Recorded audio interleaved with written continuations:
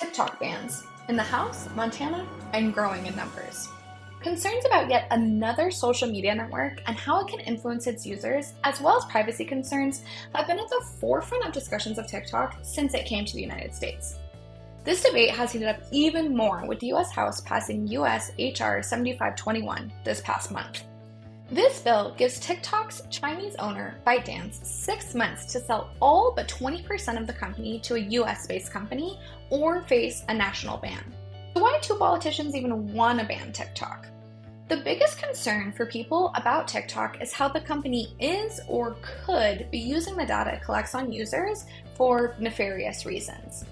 In its privacy policy, TikTok lists that it collects usage information, IP addresses, users' mobile carriers, users' device identifiers, keystroke patterns, location data, and more. And this algorithm and how it works and what's done with the data is a bit of a black box to everybody outside of ByteDance. Another factor here is that most people who are on TikTok also get most of their news and information from the app. If a technology is effectively in charge of what people are being served into their feed and watching, theoretically, that technology can influence a person and their opinions to a pretty big extent. Even further, there's no checks on what content could be AI generated, and there's no fact checks related to what people are sharing. This issue also came up in our most recent blog about combating AI deepfakes in elections, which we'll be covering next week. Another issue here is that a lot of people perceive TikTok to be a pretty powerful influence over our society. It's a pretty well-known fact that most people who are on TikTok are on TikTok.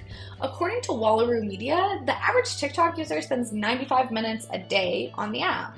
And when it comes to public opinion on this, for example, former Vice President Mike Pence wrote in an opinion article that TikTok is essentially digital fentanyl, a 21st century technological weapon.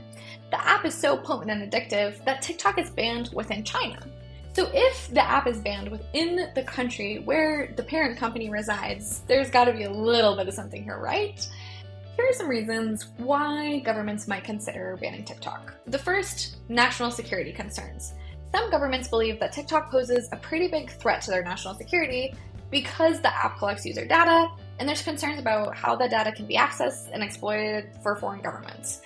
Further in that is data privacy. So how is this user data being collected, shared, and potentially misused by the company? Then there's content issues. So is there inappropriate content or cultural concerns around the content? Is it appropriate for all young users, or does it match with the morals of a country?